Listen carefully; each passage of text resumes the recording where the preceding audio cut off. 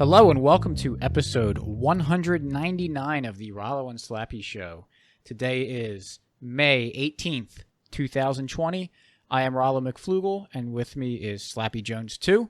Show notes page for this episode will be mcflugel.com/199, where you should check out our sponsor, libertymugs.com, where you can buy awesome libertarian-themed and Bitcoin-themed mugs. I don't want Slappy to actually me again this episode with that. But and also you're going to be able to check out our... you did it properly this time. Yes. Check out our guest for this episode. So why don't you introduce him, Slappy? Yeah, our guest today, return guest, Mr. Pseu. Welcome back to the show. No, this is not a return guest. We haven't had Mr. Pseu on? No. First time. All right. Well, how about that? Well, welcome back to the show. Welcome back, because we probably had you. I've been here in spirit the whole time. Yes, you have been. You know what he does? He listens to the show and just mutes when you talk and talks over. So it's like the Slappy or the Rollo and Phil show. Yeah. Pretty much. No, well, welcome to the show for the first time. Thank you, guys. I'm very here for the first time. It feels like the first time. Well, we're going to be talking about Bitcoin a little bit. And I guess we'll start off, Mr. Pseu, who you would say you're relatively new to Bitcoin, correct? Yes and no. So let's hear about how you got into it. So if you want to call me like a Bitcoin maximalist, or I guess Bitcoin realist, or just, the right way to think about things, I guess we can call that the end of October, beginning of November. And, quote unquote crypto was on my radar maybe a year or so before that. And I just didn't touch it because I thought it was too complicated and technical and all of that. And the short story of it is Guy Swan, his podcast, sent me down the rabbit hole. And also, I am a libertarian, but even when I say that statement, I identify more as a Bitcoiner because it just makes sense. But the cool thing about Bitcoin is, like, you don't have to be a libertarian. You kind of become one by default in a way, though. Kind of like before you're into that, Austrian train of thought, or Bitcoiner, you're a default Keynesian. So it's kind of like you become just like default, like freedom and independent as a Bitcoiner, no matter what branch of political spectrums you come from or whatever. But short story long is, I heard Guy Swan. Where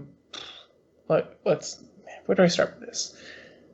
Okay, so I started with having Vin Armani on my podcast to talk about crypto, in particular when Facebook was coming out with Libra and being like an ANCAP, whatever. I was scared because crypto and Bitcoin and, this FU, no taxes, this is my money kind of stuff. Well, the state's going to come in and take that away and blah, blah, blah. Because big mean Facebook and the Atlantic Convention or whatever kooky thing you want to FUD about that. So I'm like, Vin, come on my show and talk about this so I can learn. And I didn't know shit about crypto or Bitcoin, and I just thought it was cool because the idea of having this separation of money and state is just liberating and empowering to the individual. And when I heard about the whole Bitcoin cash versus Bitcoin core thing, I lean more towards the Bitcoin cashness because basically I thought it was kind of like a revolution of the bee catchers going against the conservative old fart Bitcoin core people about, oh yeah, we're not going to let you have big blocks because you suck. Something more sophisticated of that argument, but let's just stick with that. And then it wasn't until I had Sal on a couple times. He wrote an essay, Sal Mayweather, Sal the Agorist, which, by the way, those dudes are awesome. It was Vin who inspired me to go to the first Bitcoin meetup in Austin, and Sal just made me ask more questions. And it was the questions of well, why not Bitcoin? Core over Bitcoin Cash, because Sal was giving me these ideas of what he thought, because he wrote a essay called "The Economics of Bitcoin Maximalism." Go check that out. I had a episode with him on it, talking about that. It's called BCH versus BTC, I think is the episode name. And then basically, yeah, guys, if I can interrupt here, Guy Swan read that on his show and critiqued. Yes, I was going to get that. Yes, oh, sorry. That's what sent me down the Guy Swan rabbit hole. But basically, oh really? Yeah. Okay. Oh, I didn't know so that. It gets better. It gets better. Okay. I'm yeah. sorry. Yeah. Let me not jump ahead of you and let you just talk. No, it's okay. I could be a lot more articulate about this, but whatever. No. All right. So if you keep interrupting him, he's not going to come back on our show again. Yeah. This will be the first time for the last time. Like in Spaceballs. Dark Helmet. We meet for the first time for the last time. So where do I go from here? Where do we go? Where do we go now? Ow, wow, wow, where do we go? Okay, so basically, Sal's thesis for that article that he wrote, The Economics of Bitcoin Maximalism, is basically BCH is more saleable than BTC, basically because there's a burden around the fees you have to pay, and I don't know. Go listen to him on my show, and go listen to Guy's read of it, because it was a guy that I heard and was skeptical about, just because, to be honest, I thought the Bitcoin people were just kind of chauvinistic assholes, to be honest. And, this is just me like not understanding what Bitcoin means. And I wanted to be honest and open with myself and really dive down like the rabbit hole. What does Bitcoin have that BCH doesn't? And I listened to an episode of Guy reading that critique, and it was just kind of like out of vanity, like a shameless plug, because in Sal's article, he was like, listen to this episode of me on A Boy Named Pseu, where I talk about this, that being in the article. So I'm like, oh, that got my attention. I got like a secondhand shout out. I'll listen. And it just kind of made sense of like the importance of the having a strong network. And the further down I went, I just wanted to like prove myself wrong. And when you actually realize how Bitcoin is the true and one and only Bitcoin, of being this immutable, decentralized, purely decentralized ledger with no point of failure, and having this digital gold aspect and the incentive structure around it, it's like it's hard for me to explain right now, because there are so many beautiful aspects that are kind of complex about Bitcoin. But at the end of the day, Bitcoin is beautifully simple, because it does one thing and one thing only. And maybe that's not even true. But essentially, I agree. It only does really sound money. That 21 million cap. I mean, there was an article that Nick Carter wrote about a peaceful revolution where he says, I hope this is the right article, but he says that, Bitcoin isn't the supply cap. The supply cap is Bitcoin.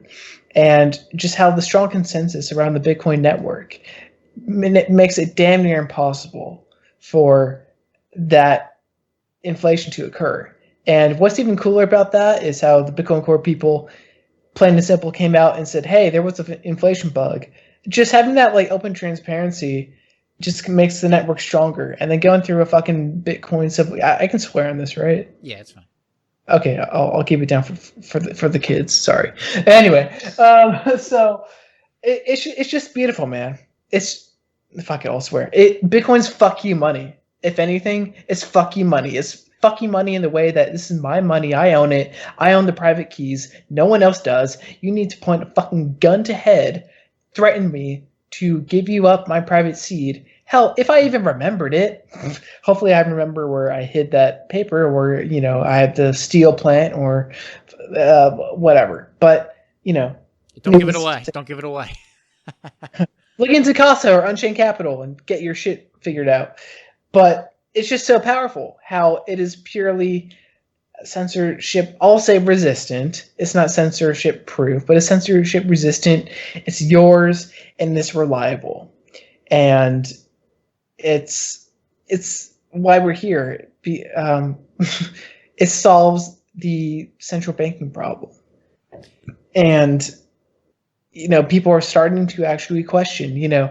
There's no point in infinite cash if you can just print what they tax us. And it's just starting to make people question and think, and especially with this year and Corona bullshit, people are starting to wake up a little bit, and Bitcoin provides a safe haven where it's always going to be there, no matter what FUD comes its way, and it works. The fact that it works for criminals on the dark market means that it works. And goddamn, we're probably all going to be in the dark market because of economic restrictions.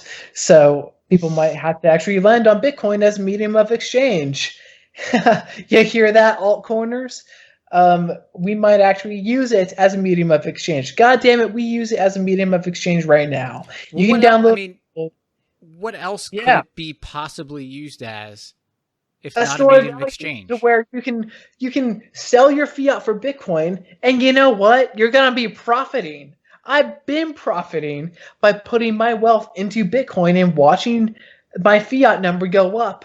But what doesn't change is Bitcoin, the Satoshis that I bought. And that's never going to change because Bitcoin is immutable. You can't fuck it up. Okay, like you can in ways like out of our control because of humans, but that's the beauty of Bitcoin because it's honest and transparent, and it's the first true embodiment of free market capitalism.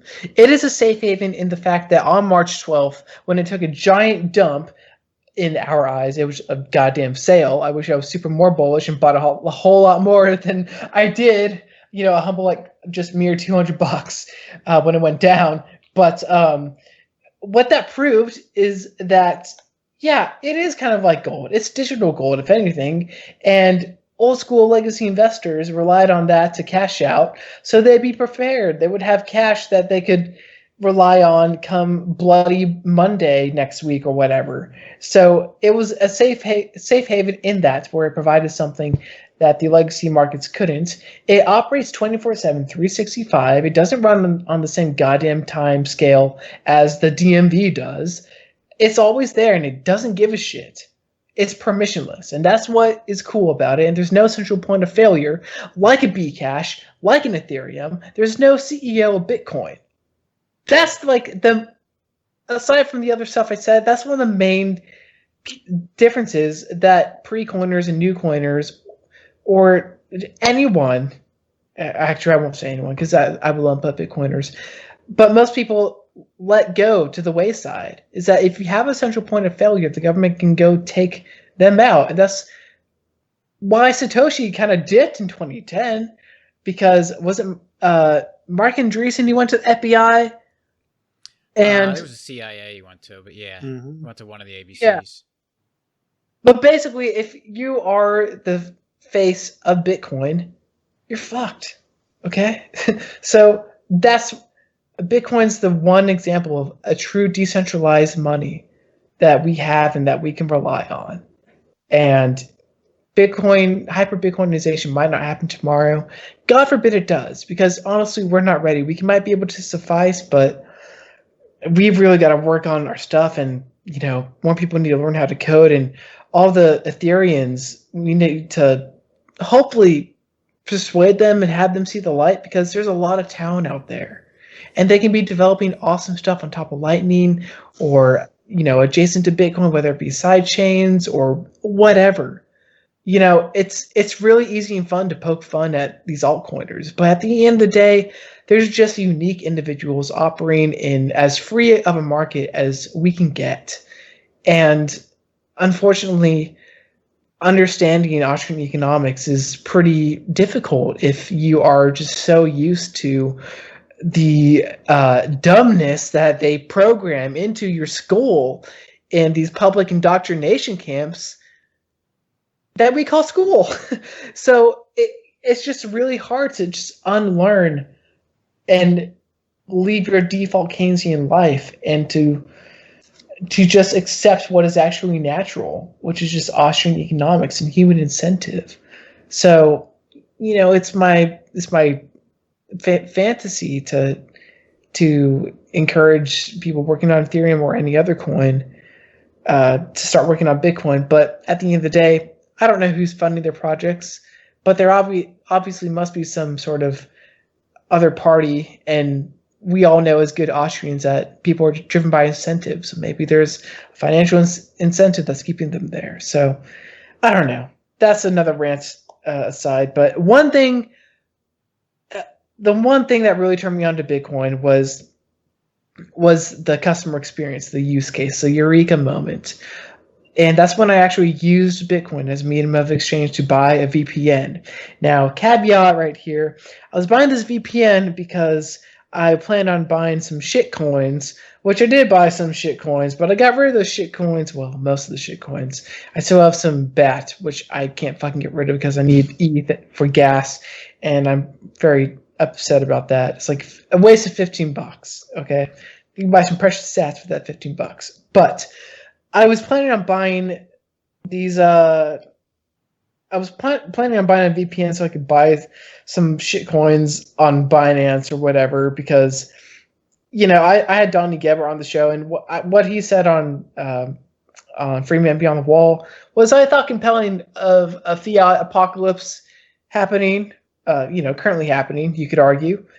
And what he thought was, instead of like an SDR basket of currencies, then, the World Financial Government, IMF, or, whatever New World Order you want to be the proxy here, they would lean on a basket of cryptocurrencies like CIS or BAT or something or other. So I kind of got like feared into buying a VPN so I can hide my identity and like safely buy off and exchange all these shit coins. So when shit hits the fan, I'm protected financially. And that was not the right way to go about that and to think about that. But one of the big hit me in the face moments was when I actually used Bitcoin to buy my VPN off of Nord, because I tried to use a credit card and debit card, and I got a notification saying, like, you need to call your bank or something, blah, blah, blah. So picked up the phone. Lady answered the phone after waiting 20 minutes on hold. And, she was going back and forth, putting me on hold, taking me off hold, looking into what was going on. And I came to the conclusion in my head, like, hey, it's probably because I'm buying a VPN. And the powers that be don't want me to protect myself and don't want me to hide from them. And everything I do financially is their fucking business, apparently. So that's probably why. And she's like, yeah, that's probably why. I didn't tell that to her. But needless to say, I ended that conversation, and I was planning on buying Bitcoin anyway. Because, funny enough, all roads lead to Bitcoin when you have to buy shit coins. Can you buy shit coins directly with fiat? Or, like, do you need Bitcoin first? No, I think there's some services that you can just get, like Coinbase. They advertise buying their garbage. Yeah, I thought so. But, like, I don't know. But, needless to say, I was going to buy... But it's the most liquid. It's by far the most liquid thing. So, at most trades, you have to trade Bitcoin, There's not many other trading pairs. Yeah. So anyway, I'm there at the checkout, and I see, my cards aren't going through, and then the cryptocurrency options are, a Bitcoin on top, Ethereum next, and then fucking Ripple after that. And I'm like, well, I was gonna buy this shit anyway, so I bought the VPN's worth, and then some, just for safekeeping. So, I had Bitcoin, and it happened like. Just like that. I guess I'm going to say immediately. I don't know. It was pretty damn fast. And it was just such a power high, man. Like, I felt so liberated, so in control of my finances, my life, my autonomy as an individual, choosing to do what I want without asking anyone's permission. And I think that's when, the gear started to turn in my head, like, Bitcoin can't really be that bad. Like, why would anyone just like talk shit on this. It's like, why does it cost the most? Why does it have the largest market cap? Why is it the thing? Because it was the first one here? Like, yeah, arguably, but there's BitGold and Hashcash and e-money and implementations before that, and Satoshi Nakamoto was just some dude that just like any band, any great band's influenced by a bunch of other bands, or any artist takes influential ideas from the people that they look up to, and he just threw all these pieces together and made something beautiful. So, whether or not if Bitcoin is some psyop that is funded by the government, I don't think that's really the case, and I don't think that's reasonable enough excuse to poo-poo Bitcoin and why it's evil. And the whole argument of like 99% of the wallets own, like 1% of the wallets own like 99% of the Bitcoin. I don't know. I don't really buy that. And if that is true, I don't think that is taking into account the amount of people that leave their coin on exchanges. And I don't think that takes account for the amount of people that are hodling and the small percentage of people that actually understand what this stuff is about. So, long story short, that's my road to Bitcoin so far. Yeah, I don't know. I never heard that 99%. I've heard something about it, but it's always met with like someone trying to explain what that actually means. Since it is, I don't know. We don't need to get into that. What I wanted to mention, well, one, just talking about your experience with getting your credit card and your bank interfering with your VPN purchase. I had a couple recent experiences where you realize how much Bitcoin is better. Even right now, everyone complains that it's difficult, it's slow, it's hard. No one's going to catch on to it, but is it really though? No, it's not. It's just do it and Cash App, dude. Yeah. Like, but I had to send a wire transfer. Oh, those are the worst. I did one. Scariest and the worst. Yes. Like I couldn't even. I thought I remember I used to be able to do it over the internet, but I called them up. I called the number up, and I have to like read them the letters and the numbers and tell them what's going on. You have to give them your account number. I had to. Oh man, what's this guy's name? I was helping a journalist who, Charlie. Oh my gosh, he's written great anti-war books. Damn it, it'll come to me. But I was doing this research for him. I went to a museum and took pictures of old documentation from like the 1920s and like freelance and stuff. And I had to do a wire transfer, and I was not comfortable with it at all. Wouldn't do PayPal for whatever reason. I think he's like in his 60s or something.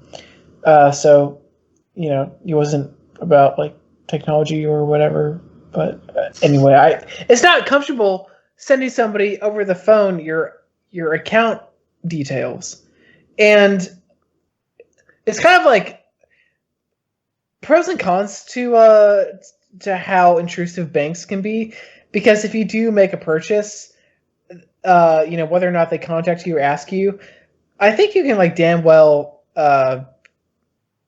rely on them for flagging a transfer or a transaction that happens like across the pond in the UK, because that's where the dude lived, or so I think he was in France at the time. So I'm relying on them or the bank, so I pick up on that. So that's cool. So I mean, that hasn't happened yet, but aside from that, it is super annoying.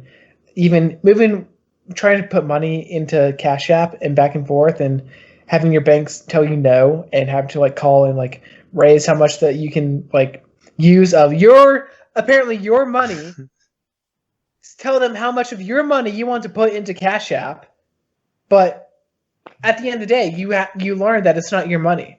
It's almost like a privilege for you to use these government notes to transact, but it's not your money. Like it, and it's only recently that it was just a eureka moment for me to learn that, like I had heard in the past that money is backed by debt, but that's exactly what it's backed by, because for every dollar in your bank account, another that equal amount of fiat is lent out to somebody, and that's probably a loan on top of a loan on top of a loan, because everyone's leveraged to their fucking eyeballs, and that's why our economy is in such complete shit, and we're not allowed to fend for ourselves once a pandemic occurs. But yeah, our money's backed by debt, and the money that you have isn't your money. They can repo fucking anything that you own, except Bitcoin. Yeah, and that was the other thing.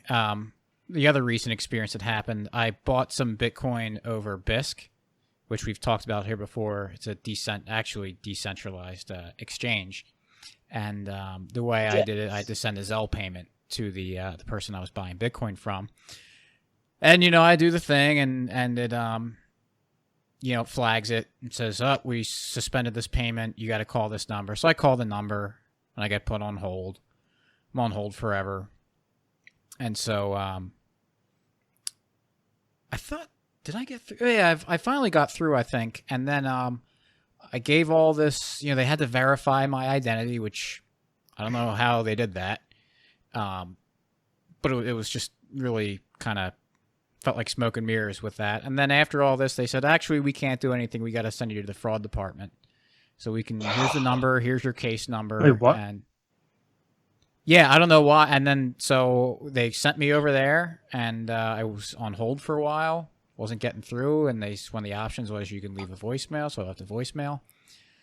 I called the next morning, sat on hold for a while, finally talked to someone. They went through all the same exact things, and then eventually said, okay, we're going to let it go through. And it's like, I don't want to, be nasty to the people I'm on the phone with, because they don't understand what they're doing. They don't understand what's going on. And they're not the ones making the policy. But it was like, I kind of wanted to say to them, like, one, the verification that you're doing is just nonsense. All this stuff that you're asking me could have been very easily figured out by someone who just got a little bit of information from me. And two, the bigger thing, I thought this was my money. And you're just like kind of holding it up. And it's just like, man, you need to go through it. It shows the problem with having a third party be the ones that, basically provide permission on whether or not you can send money somewhere, because that's what you have to do. I mean, you can't just send cash around if it's not a person-to-person transaction. When you do it over the internet, you got to use some intermediary like a PayPal or a bank. And I think competition's good, and having a lot of different banks and services out there will keep them honest, and making sure that they're providing a good service to people. But the problem is we don't even have competition between banks, essentially. But that's the reason why the Federal Reserve was created. Right, but I'm even saying, like with PayPal, it's not in their best interest to sit there and decide on their own, like, oh, I don't like Mr. Pseu, so I'm not going to let his transaction go through to Slappy Jones. But we like Rollo, so we'll let Rollo send money to whoever he wants. It's not in their interest to do that. But the problem is that since they're a centralized organization, they're a neck that the government can grab.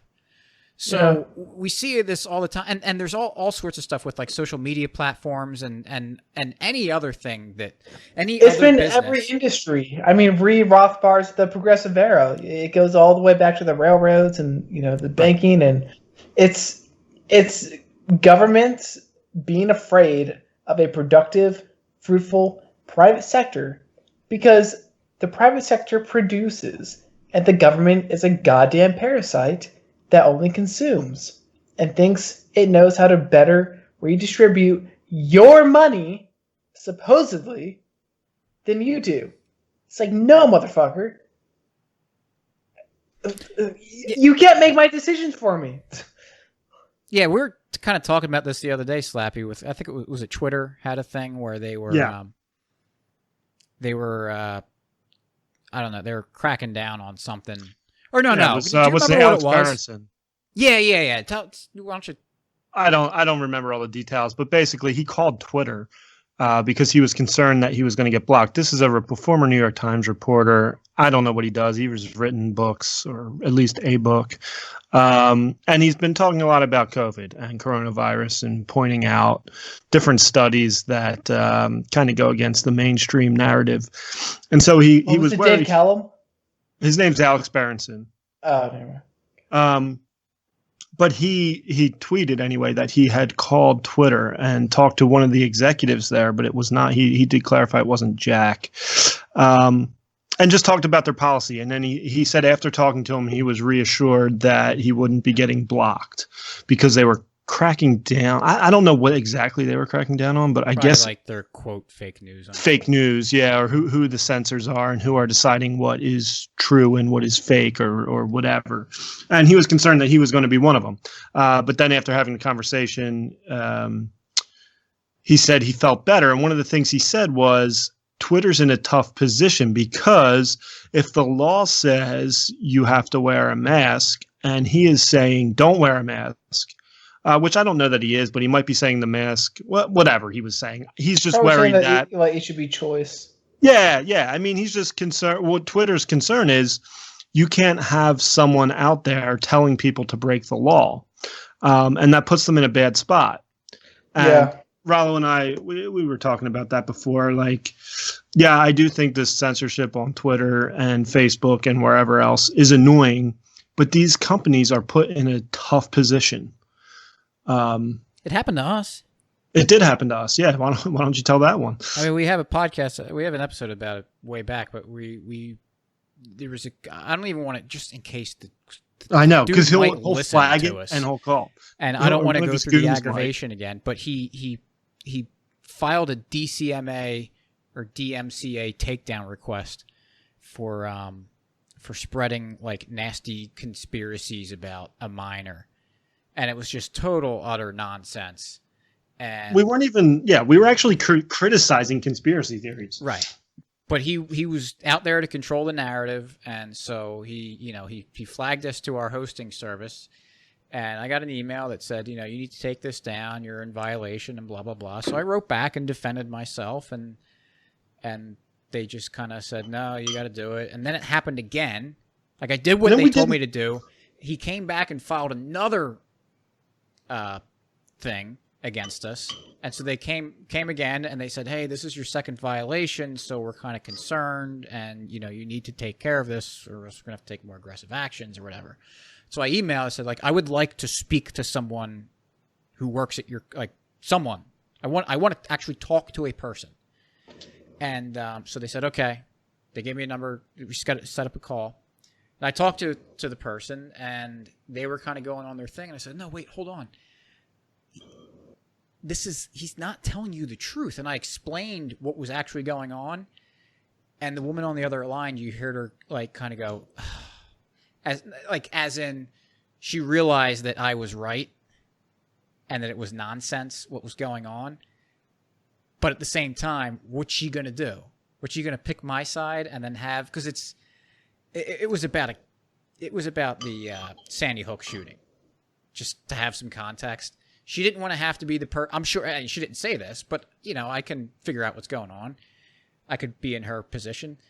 For some small random website there, even though she knows that we're not doing anything wrong, and actually being on the right side of whatever this what this situation is, if she doesn't tell us to change what's on there, and there's a big stink made about this, her manager's going to be like, "What the heck are you doing?" And then if her manager agrees, the larger company is going to be like, "What in the world are you doing?" So they're just like not put in a good spot. They're in just an absolute lose-lose situation. And so I bent over for them. If you want to, if we want to be blunt and say like, oh, you should have stood up for yourself. Well, I want to keep my website too. And I don't really have a good way of self-hosting right now. Maybe I should look into self-hosting. I don't know. But like, I've got other things going on in my life. I'm not getting paid to do any of this, so I'm sorry. I'm going to use some convenient tools that might have some centralization problems that allow, some censorship to happen via the state. But like, the criticism of Twitter, you can levy that on me and saying like, oh, you weren't steadfast in your beliefs. You didn't stand by what you believe. You self-censored yourself in order to, play the game. All right. I mean, if man, if you think I'm a jerk or a loser or, whatever, go ahead. No, man, being human, like that is in your best interest and everyone else's best interest to just shut up, keep your nose down, and just play dumb and take it up the ass. Like it just makes everyone's life easier, and that's really how the world has to work because there is an inherent threat from above, as hyperbolic as that might be. That's the case. That's the case. I mean, that's just what the state of polite society is. And that's why if anyone says otherwise about really anything, then you're deemed a conspiracist, or you're deemed a martyr, or just a crazy person not to be taken seriously, or a threat. And it's just so much easier to not do something than to do something. Well, too, it's like I will let them win this round. Where are you going to? Is it worth fighting? They had a lot more resources than we did. Well, that's the thing. I mean, we would have lost instantly. It didn't matter, and I don't have. Yeah, we don't have the resources to try to fight anyone with this. But McFlugel v. SiteGround. But I will let them win this round. I'm not saying them as my hosting service. I'm talking about them as the evil people that want to control things. I will let them win this round because I know in the later rounds I will have a tool that whatever I think I can do now on my own just absolutely pales in comparison to the what I can do with the thing that's kind of bubbling in the background on the side. That's yours, no one else's. Yeah. And that's tractors I'm talking about. Once I get my tractor, of course, yeah, of course, you don't fuck with a man in a tractor. I mean, that's intimidation right there. but no, to anyone, any passerby listening who thought that Rollo McFlugel's got 3D printers and printing up all these weapons, no, that's okay. I want him to do that. But that's not what he's talking about. He's talking about Bitcoin and how it fixes everything and how we all are going to be able to leverage that to have true financial freedom and to do things permissionlessly when, where, how, and for whatever reason we want. And the beauty of that goes back to one of the main theses of the sovereign individual is that, cyber money or just technology and innovations in general will enable people to be self-sovereign in a way that the powers that currently be or are, what's the right grammar for that? But whatever, you know what I'm talking about. The powers that be will have no choice but to compete basically with the methods that we have because they will also be permissionless and seizure resistant.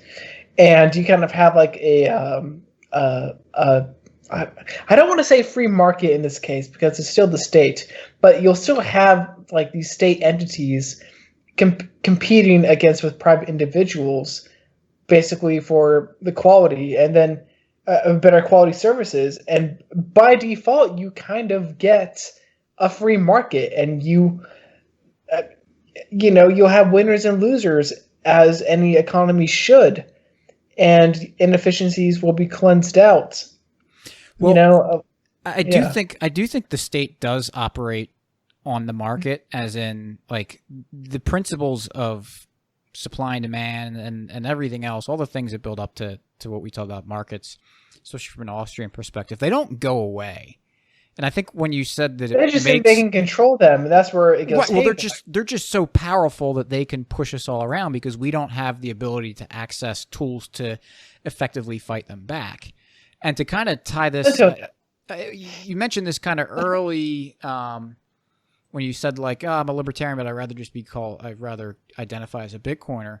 I think that's, and tying that into what you're saying now with making the state compete, like it really, this is what levels the playing field. This is what gives us the opportunity to actually like fight the state and say, all right, we don't like what you're doing. And instead of you just being powerful enough and being able to command a lot of resources on the market that you can just dominate us, we can just kind of route around you and say, well, good luck, but you don't have the same ways of controlling me that you did before. And so now, I mean, that's kind of been the libertarian, one of the themes or things that we say is, if the state's so good, then why does it need guns to make sure that no one else can compete with it? Well, yeah, violence becomes inefficient. Yeah, and this is part of the market working. So, it's I forget where I was going to say with that. I think I know where if I can add to that, it's basically, where's the market going? Well, it goes where it always goes when there's a coercive government, and it goes to the black market, and that shouldn't have the stigmatism around it, because black market is really just the free market operating, against the state, in spite of the state. There will be solutions because we as humans are crafty motherfuckers, man. We find a way, and god damn it, we're gonna have our way, because we have to. It's just by nature, like Rothbard talks about this in Anatomy of the State, that it's unnatural for people to just be suppressed. I hope I'm not misquoting like what he says, or not misquoting where, I hope I'm doing him justice here, but it's only natural for people to pull the resources, from the ground that are available to them, and just get to that next level where they need to be.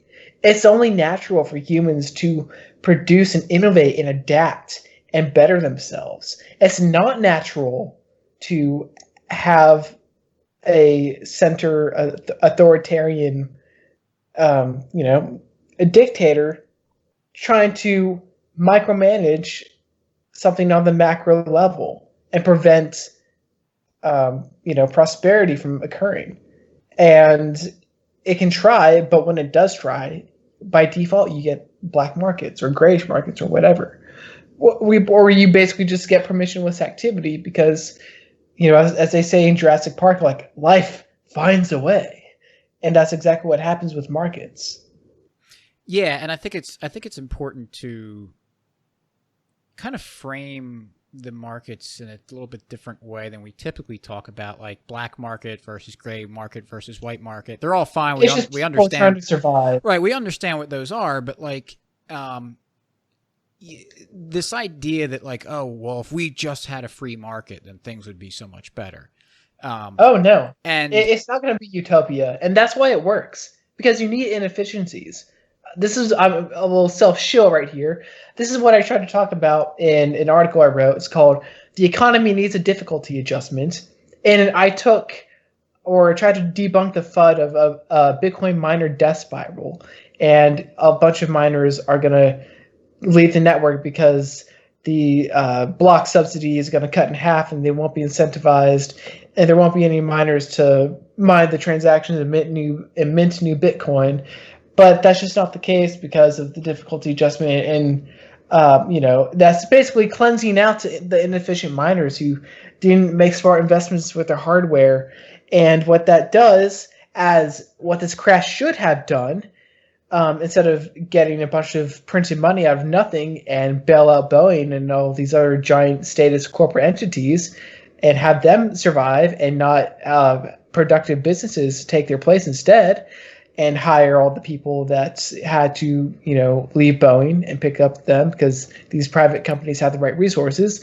No, what happens is that there's this natural cleanse. Like, I believe Nassim Taleb talks about like a forest fire burning just naturally. Like, that's natural. It's nature doing its thing. It's destroying, and so something new can be born after it. And it's just the ebb and flow of nature. And with these miners, or just any market, when you have booms and busts. Booms and busts are natural. You need that. You need a reallocation of resources. That's all a boom and bust is. It shouldn't even be called a boom and bust. It's called a correction, and that's exactly what it is. It's a correction of where resources or money, investment, should be invested or reinvested or uninvested into the appropriate markets, into the appropriate fields of business and industries, because there were too many unicorn projects that were just pieces of shit and weren't profitable. And, you know, in a true free market where you don't have all the statism backing up all these basically monopolies of each industry, then you actually do have production and an increase in production and lower prices and a higher quality of living. So the mere fact that it's not utopia, not everyone's fat and happy, is because if that was the case, then we'd all be pretty, static, right? We wouldn't be moving anywhere.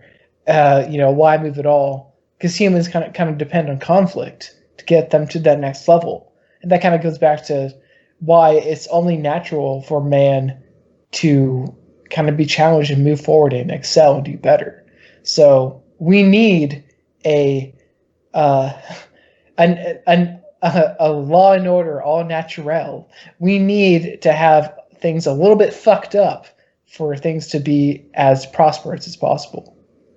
Right, and to even take that at a little bit different of an angle, with it, it's that it's, you're never gonna, like, asking for a free market, like, oh, we just need a free market. If the government just stepped out of the way, is what we like. Well, they're not going to. So you need to figure something out that just says it doesn't matter that it's there.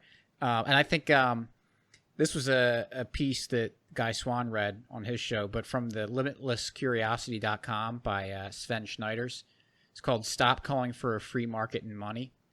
Oh, that was so good. Yes. I will try to remember to link to that, but yes, grok that piece for listeners, because it's like, it's, I know a lot of gold bugs don't like hearing this, but it's like gold failed as money. We don't use it as money anymore. It still has some monetary properties and value because it's very useful. Yeah, hey, if we had to go back on a gold standard, that'd be pretty fucking good, man. Like, I take that. Yeah, but I don't even know how that's debatable. Again. I don't know, because I don't know, but like it's. I want to be on a Bitcoin standard because that's a standard that will work.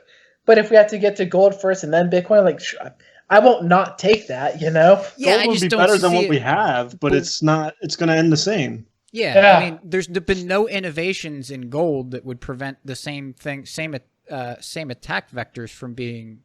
That's not true. It's in your cell phone. Yeah, but like Bitcoin's the innovation that puts armor on those previous attack surfaces that were weak spots. So now you can't exploit that. But like if you just went back to gold, there's nothing there that's going to prevent that. So we're just going to just rewind the tape and be back where we were. Don't get me wrong. It would be good if we were able to rewind and at least get some production on a harder money system. But I mean, what central bank's going to say, yeah, we'll go ahead and do that for you? It's way, they get way too much wealth and power from controlling the monetary supply. And so like what F.A. Hayek said, you got to have some sly roundabout way to change or to fight the state that they don't have any way of being able to control it. And this popped in my head a little while ago, but it was years ago. Brave the World did an interview with Cody Wilson, and he had this one line in there that was just absolutely fantastic. And he was talking about 3D printed guns. This is back when he was just putting out the Liberator, that one shot 3D printed gun, which, man, look at how far we've come since then with that. Or not we. I haven't done anything. The people working on it. But he said, let's give it something that it can't shoot with firepower, and we'll see what the government does. And that is the ethos that we should be... Like, that sums it up so perfectly. It's like if we're there, you know, if we're, I don't know, you create a business like Uber and Lyft. We use that as an example all the time. That it's how, you know, it was disruptive in the market and kind of broke up the taxi. It's a great example. Yeah. But I mean, they can still put people under arrest. They can still, they're still next to squeeze there. And Uber isn't quite what it was. There's a lot of regulation imposed on it, and they have to bow down to a lot of government things. It was an improvement. Yeah. I'm not trying to poo-poo them. And again, this goes back to what we were talking about. No, any innovation like that peaks by state coercion, because they can't get that powerful. Right. So it's like, it's good. It makes little minor improvements in our lives.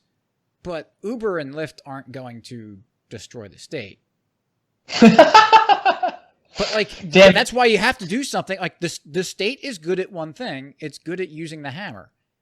And if you make that tool unusable and it doesn't work on what you're fighting them with, then they're going to start like scrambling and not know what to do and probably react poorly. They're probably just going to get a bigger hammer or more hammers and start trying to hit harder. And you just kind of laugh at it and be like, all right, keep doing that. Keep doing that. But it's like, that's the kind of weapons that we want to have, and that's the kind of leverage that we need, because, you know, there's certain things that you can do to you know, I don't begrudge anyone or like, not begrudge isn't the wrong term. You know, if you want to go out and kind of live in a mountain somewhere to avoid the state, yeah, more power to you, to kind of sacrifice a lot of niceties in life in order to, you know, do your little part not to fund the state. Hey man, Blockstream got an upgrade, so yeah, well, that was he'll get his cool. Bitcoin. Yeah. But like, you know, do that. Absolutely. I'm not going to stop you. I'm not really going to criticize you, but you're not really doing anything to hurt the state. They don't care. No. Like if they lose a couple people to the mountains, then you're not paying taxes and not, you know, using their, you know, preferred markets. They don't really care. So we just have to remember that kind of thing when we're trying to figure out ways to fight the state. Is like, what gives you the thing that just basically makes you invisible to whatever weapon they have? Expelliarmus! Yeah. Speaking of that, you see J.K. Rowling's tweets the other day? I did Oh not. my god. Tell me about this. Pull up the tweet, brother. Yeah, I'm doing it right now. I did see And then people there was talking about her, but I don't know what was said. And then there's a sock J.K. Rowling account that I think the CEO of Coinbase took down. Or it appeared that he did. Maybe it wasn't him, but I don't know. Oh, yeah, no, he replied to a fake thing and just made himself look like an absolute fool. Because he is an absolute fool. Okay. Oh, no, I thought he called in complaint or like made a complaint about... he did? I thought that was just a speculation of mine. I don't know. Where is this? I thought he was just annoyed by whoever was trying to do that, so... Yeah, He sent it.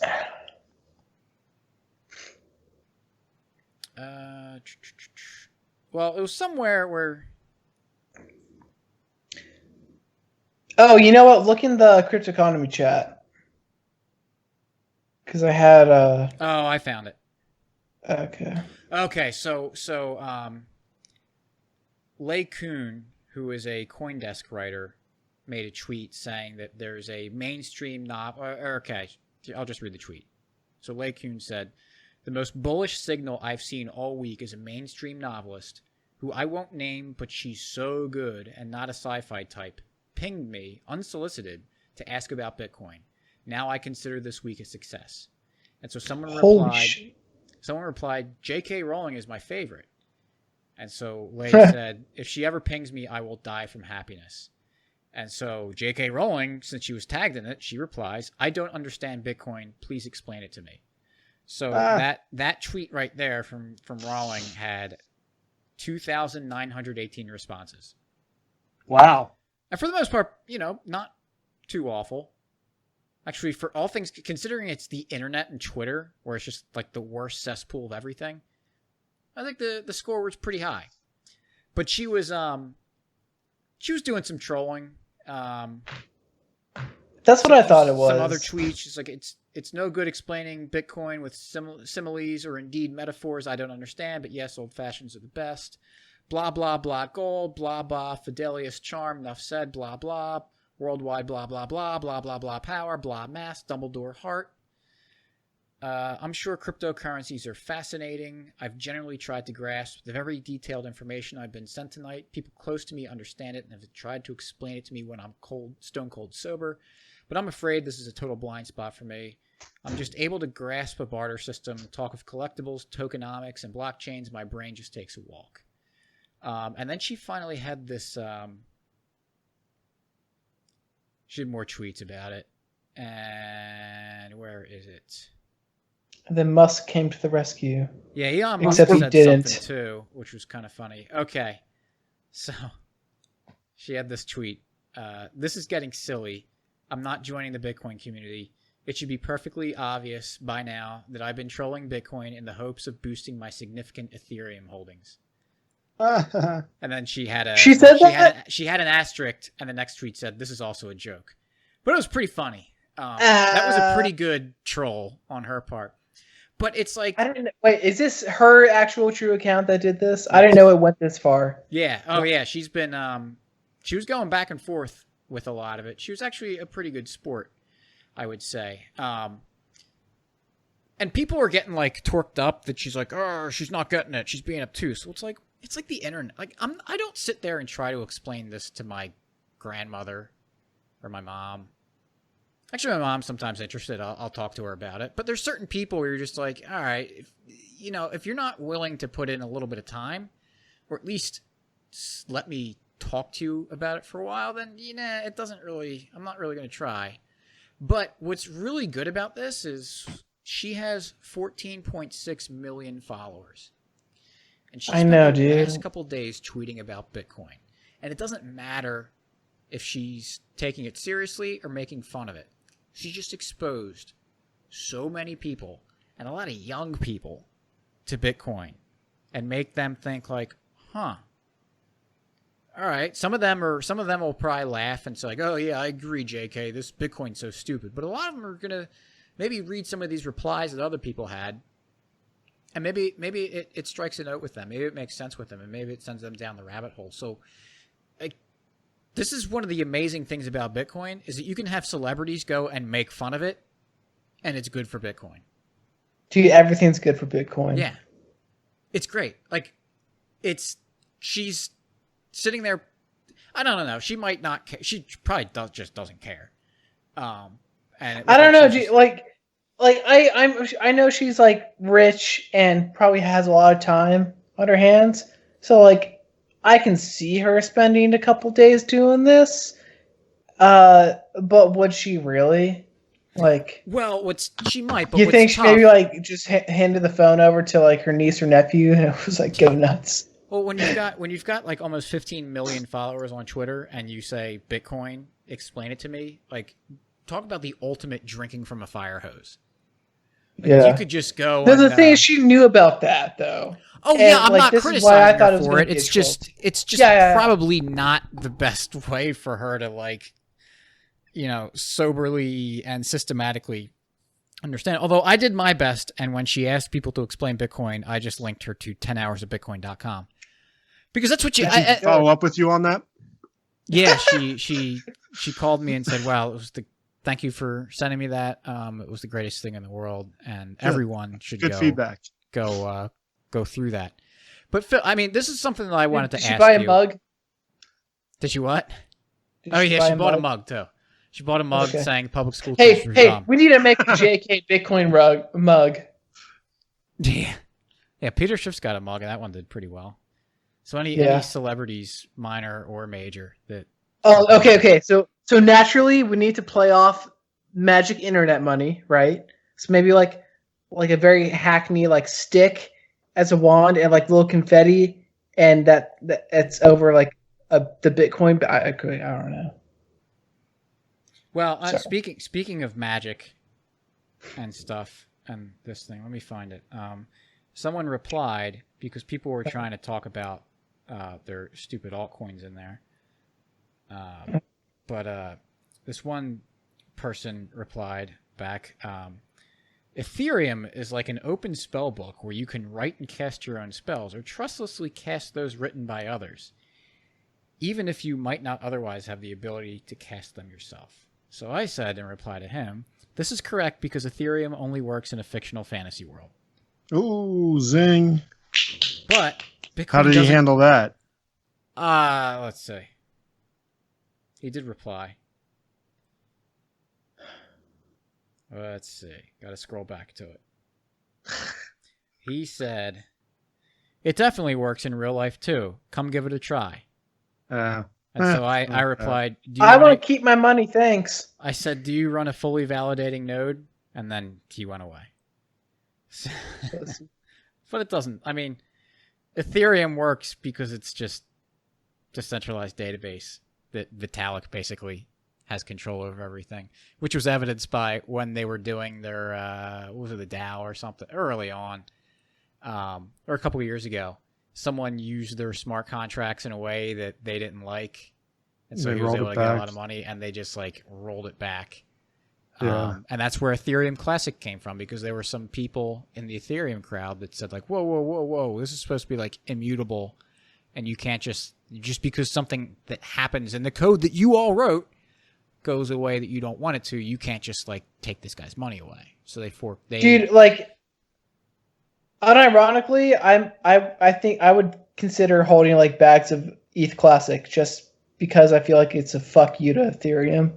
But of course, like, I have a soul, so I wouldn't hold ETH Classic. Yeah, I had some back in the day. I think holding Bitcoin's a better way to flip them off anyway. Oh no, absolutely it is. And we can get into like their failed fucking science experiment with like Bitcoin wrapping and bullshit. But shit, what was I gonna say? It's just cool, man. Like, I like green.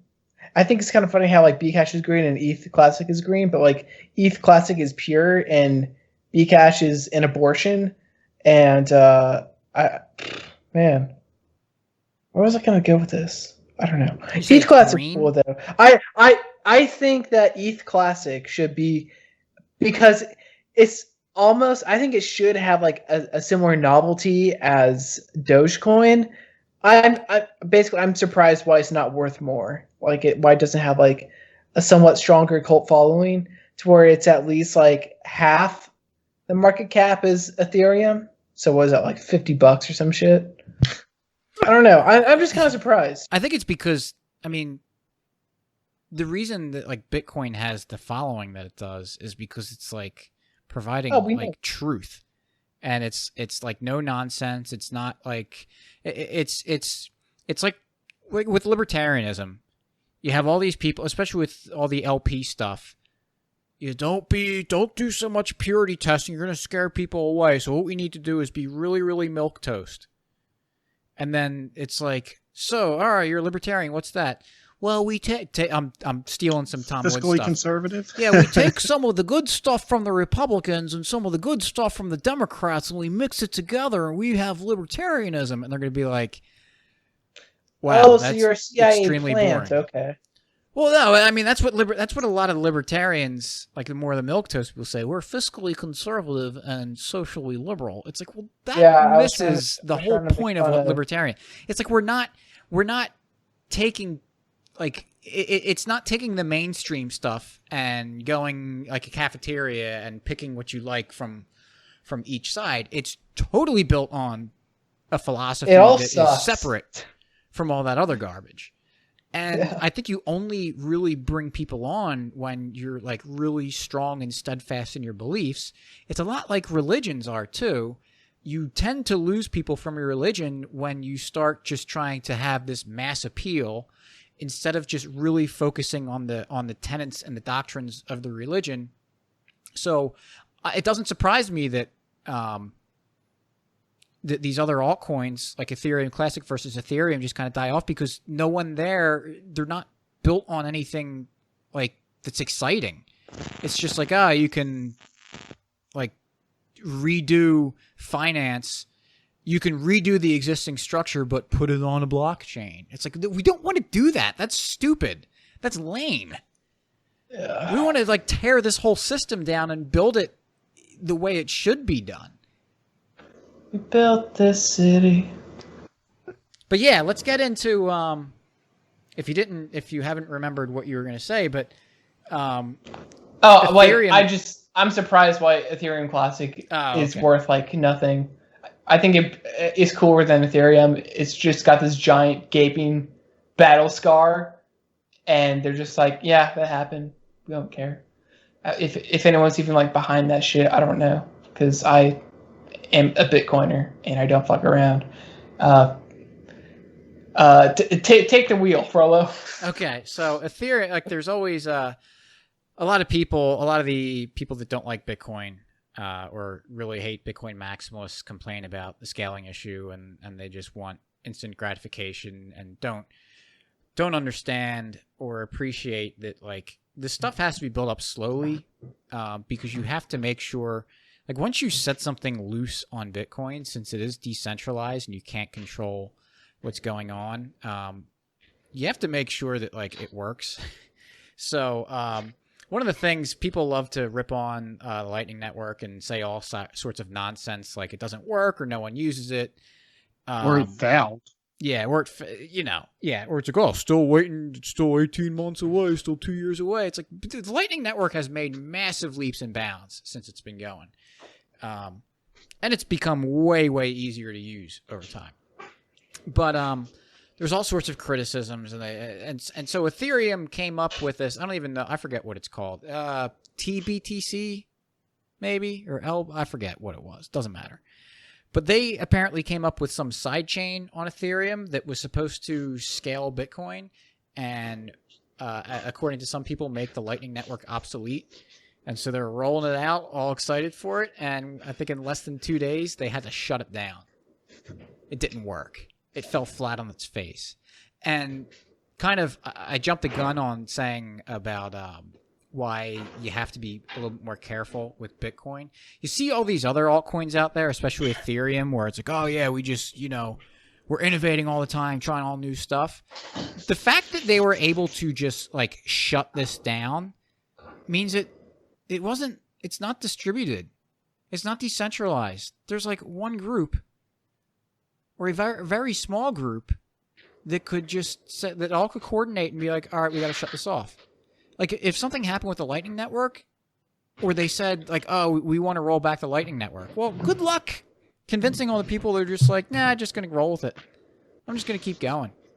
But that's why I think a lot of these altcoins can do stuff, can, quote, innovate, unquote, so quickly, is because they don't have to actually worry about onboarding and releasing the stuff to a distributed network.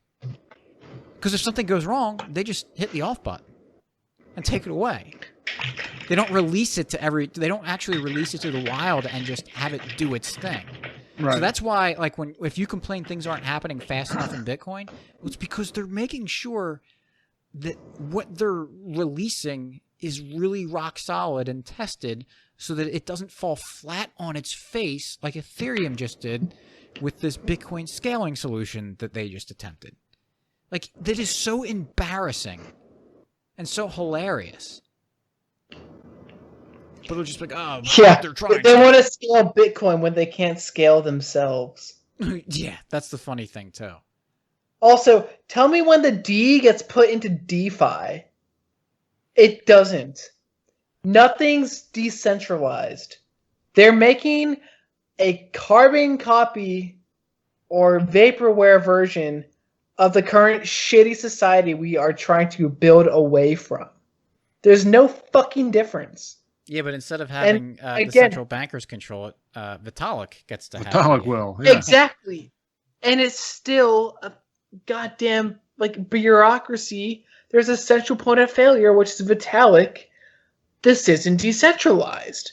So he's either too fucking stupid to understand this, or he doesn't give a shit, and he keeps iterating. So, I mean, essentially, we're supposed to believe that he's iterating and making developments, pushing it out 2 weeks or months or years or whatever.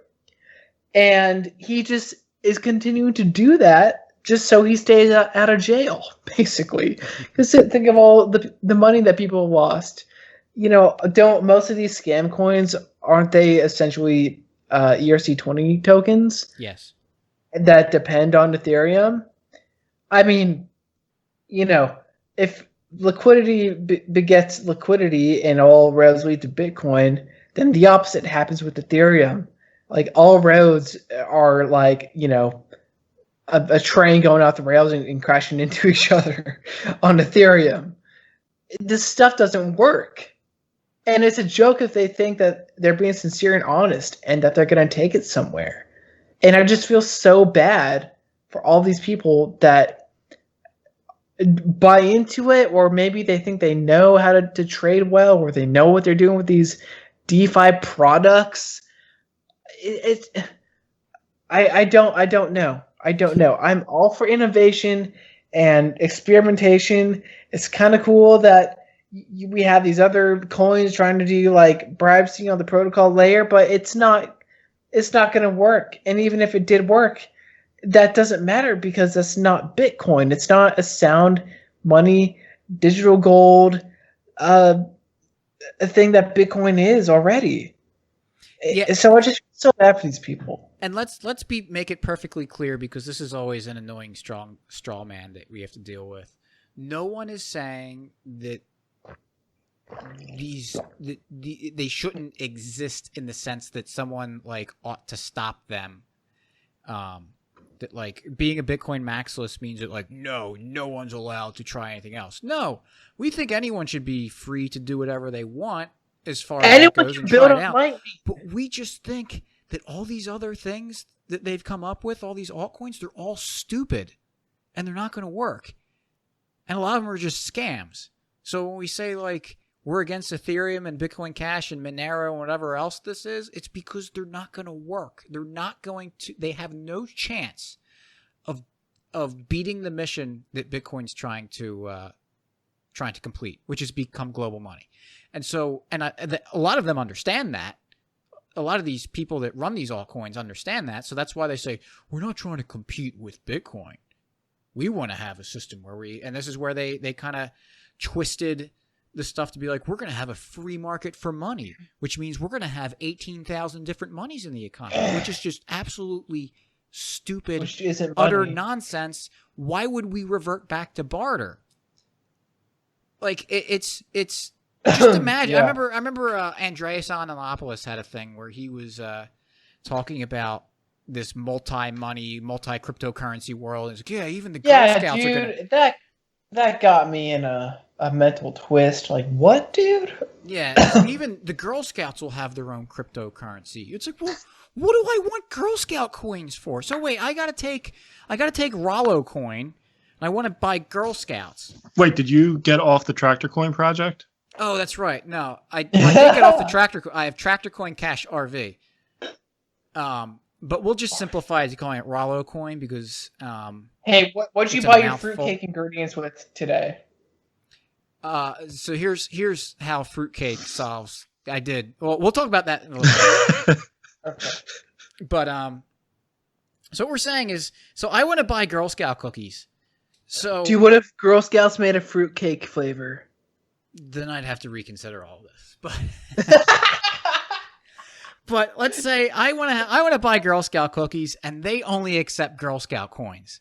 So what I got to do? I've got Rollo coins because I want to get paid in Rollo coins. Stupid. I'm not as stupid as Slappy coins. So what I have to do is I have to find. I go to the Girl Scouts and I say, "Hey, I want some cookies. Do you want to take Rollo coins?" And they say, "No, we want Girl Scout coins." I say, "Okay." And I got to go find someone that is willing to trade me Girl Scout coins in exchange for Rollo coins. But what can I do with Rollo coins? You can buy stuff from me. What do you have? You have anything good? Fruitcake and tractors.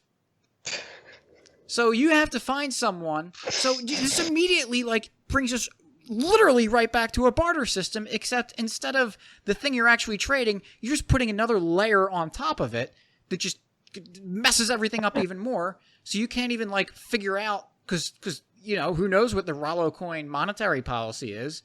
Every time I fart, 10 new coins get created. Yeah.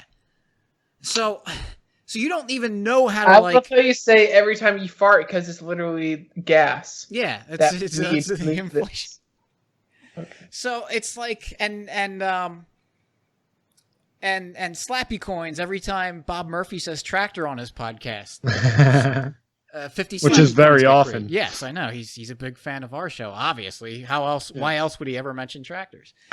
But like we can see how this system Tractor immediately breaks sexy. down and is absolutely really stupid. So the way that people try to argue against this is they'll say that, well, that's where Bitcoin will come in. It'll kind of be like the reserve currency. So what you're saying is that Bitcoin's going to be the most liquid thing. So if I want to buy Girl Scout cookies, I go and trade my Rollo coins for Bitcoins so I can go trade my Bitcoins for Girl Scout coins. But if everyone wants Bitcoin to trade, to be the kind of the intermediate thing to trade between all these other coins, then why not just always hold Bitcoin if I'm going to need it anyway? It just obsoletes Because then all you these other can't things. lie these people into your scams. Exactly. So it's just like if Yeah, just dude, putting it's so any little retarded, bit of but it's thought so- and that's just like I- the very surface. We can go into more details and even going like, well, what about 2 coins? That's no good either. But that'll be for another time, maybe. But like, No, it's so good for you to like just repaint this picture like, hey, this is kind of how economics works, and we figured this out centuries ago. So you're kind of retarded and need to do a little bit more, history deep diving of how money works. yeah, And that's why we have the Bitcoin standard, 10 hours of Bitcoin. But it is very refreshing and important that these ideas of this is how money works and why it works and why we don't need a shit ton of different monies, because you're back to bartering. So I don't know. This is me saying like thank you for like I already knew this shit, but I don't know. It you know what's it funny? really helps when you just hear them in different examples. It just yeah. makes it look much better like every time. Well, you know what's funny? People like to say, "Oh, you're a Bitcoin maximalist. You only like Bitcoin." But what if something else comes along that you realize is better than Bitcoin? I say, "Good. I'll dump Bitcoin and adopt that. That means it's more resistant to the state taking it over. It means it's harder. That would be fantastic." But guess what? Just nothing's proven us wrong yet. Guess what? It took 6,000 years for something to beat gold in its hardness. So I don't know that. And guess what? Ever since gold started becoming money, people have been trying to figure out ways to attack it and get something better. And it took about 6,000 years for that to happen. So yeah, I'll assume that it's going to be a while before something is better than Bitcoin. But hey, if it comes, that's better for the world. And there's no problem. Like we've remonetized many times in our history of humanity. It's better. If it weren't better, if something better coming along weren't better for humans, then why would they use the new better thing on their own? Like that's why I don't understand kind of like a lot of the gold bugs resistance to Bitcoin. Now I'm not, if they're just presented with Bitcoin right away and they don't understand it. I mean, I'm not saying that you should if you hear Bitcoin for 30 seconds and you go, oh, actually, I believe Bitcoin's the best thing in the world, then you're an idiot and you don't understand anything. But like if you understand money and then you at least assume that it's correct that Bitcoin, you buy into its hardness and its censorship resistance. If you're a gold bug and you understand money, you should like say, oh, okay, well, this actually does sound better. I actually did have that happen at one of my my meetups for Bitcoin and Liberty stuff. A new guy came. He saw the meetup notification. He's like, oh, Bitcoin and libertarianism. I don't know much about Bitcoin, but I'm a libertarian. And we kind of started talking about it. He was a gold bug. And since he understood money, when we gave him like the hardness argument for Bitcoin, he's like, oh, yeah, okay, no, that makes perfect sense. Because he's not about like gold is not the end for him. It's the means to his end. And so when you realize like that there's a better means out there to achieve his end, just go adopt that. Now, I don't know that he went out and bought Bitcoin, but he at least understood what we were saying. Yeah, I mean, the problem with the gold bugs that shit on Bitcoin every chance they get is because that is a means to their end, because they're probably incentivized of, profiting off gold stocks or whatever. I mean, that's just my cynical. Huh? They probably hold a lot of it. Right. Yeah. And they're not wrong to hold a lot of it. No, it's fine. I think it's good or whatever. But I think I don't know. Even if they bought Bitcoin, it's not like they would be going back on their morals by any means. No. It's a better version of it. But I think, you talk about Peter Schiff and owning Schiff Gold, or anyone who might have certain gold stocks or, derivatives of it. I think that might be one reason, just because, like any statist, they're not going to shit on the bureaucracy that they profit from. And not only that, it just kind of goes back to unlearning and just being scared of change. So I think there's a bit of that too. It's hard. Oh yeah. Yeah, I mean, it was difficult for me. I went through this stuff, like most changes in your mind, go through a kicking and screaming. I remember it was I really took the dive into monetary economics and Bitcoin once I took J.W. Weatherman's course. It was called Cypherpunks University, which was what was kind of the what 10 hours of Bitcoin turned into. And it was 8 or 10 hours long. Had a Google Hangouts chat, basically, with a bunch of people, and he went through a couple presentations and had question and answer things. And I remember sitting through that, just being glued to it. And afterwards, I remember I said to Slappy, dude, money only is one thing. And I probably said what about gold and silver? Yeah, and I was I know, I can't explain it, but I remember when it was explained to me, it made perfect sense. And that was kind of enough for me to be all right, I want to be able to explain this and understand this better. And so I started studying it more and learning about it, and it was everything just kind of opened up. But it takes, and that's something I wanted to bring up, especially as this bull run seems to be upon us or nearing us. A lot of people are going to get interested in Bitcoin. I've already had an increase in the questions about Bitcoin. And I think a lot of people, I don't want to put words in their mouth, but it seems like they want in a few tweets to be able to be sold on Bitcoin. Or anything for that matter, but yeah. Or anything. So do you have any thoughts on what you because you're a more recent I guess in the past 6 months, you've gone from basically square one to having a pretty solid understanding.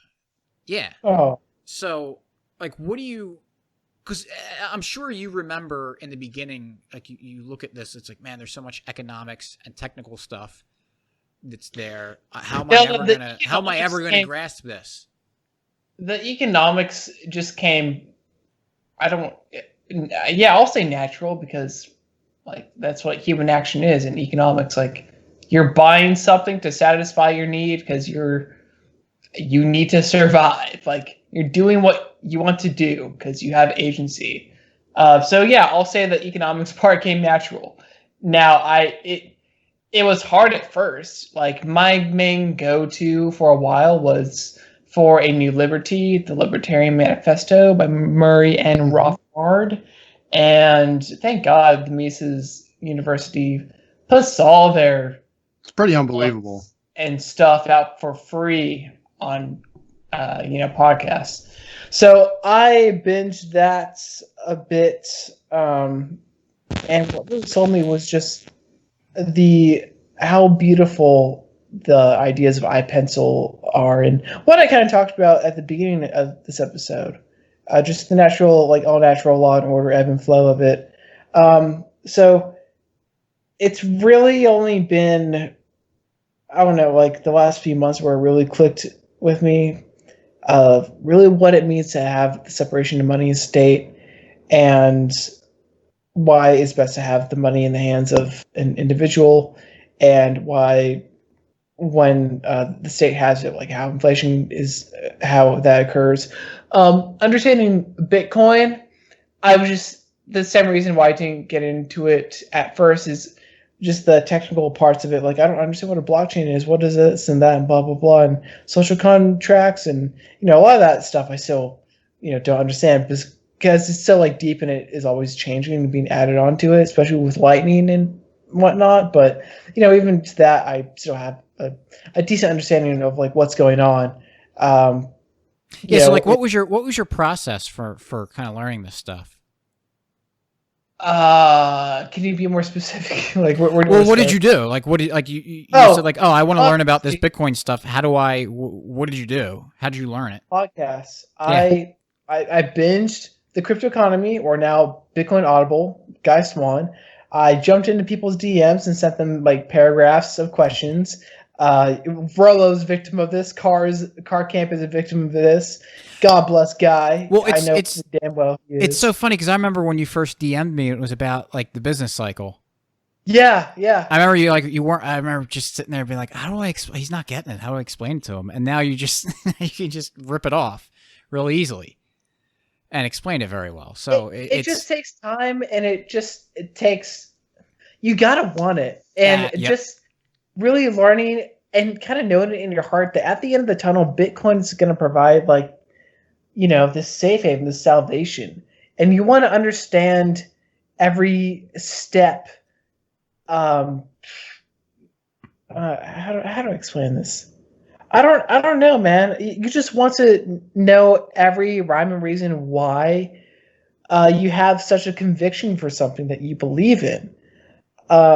So that's why you ask questions, and at the end of the day, it doesn't become like a chore. It doesn't become like homework. Well, really, there's that saying that goes, "Don't let school get in the way of your education." Mm-hmm. And this just became so satisfying of a thing to basically, learn and read. I say read. I listen to podcasts. Reading kind of sucks, but it's super convenient. Hey, that's production and innovation at its finest. Efficiency of consuming novels and books and words and pages of knowledge that you believe in and love, and you can take with you as you're cleaning your kitchen at the same time. It's great. God bless innovation.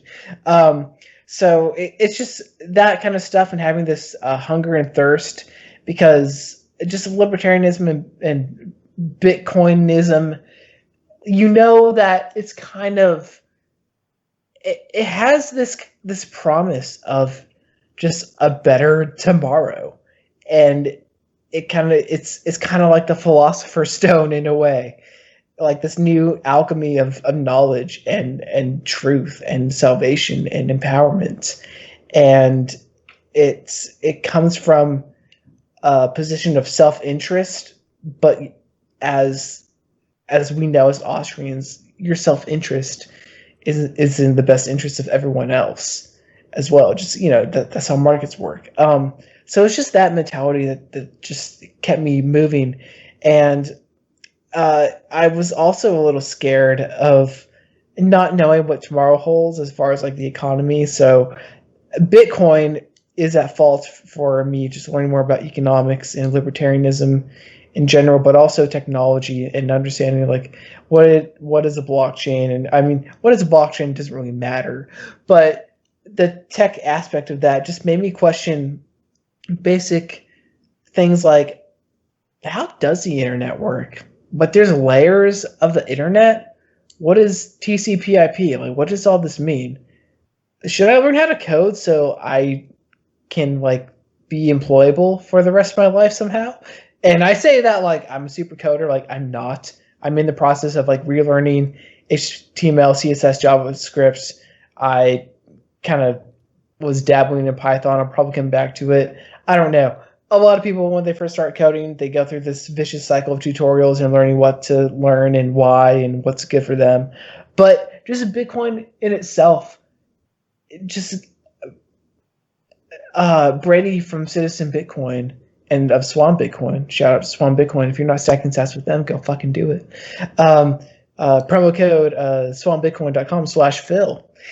You'll get $10 of Bitcoin thrown at you, and I get a kickback. Anyway, Brady talks about Bitcoin being a Bitcoin renaissance, and that's exactly what it is.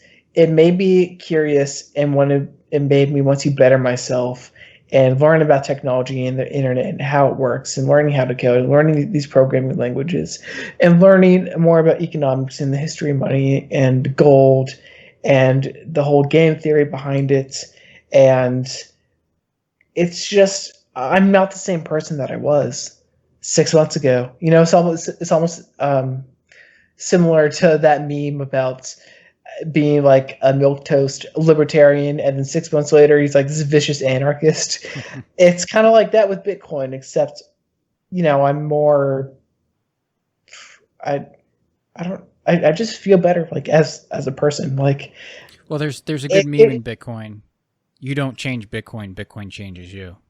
Exactly.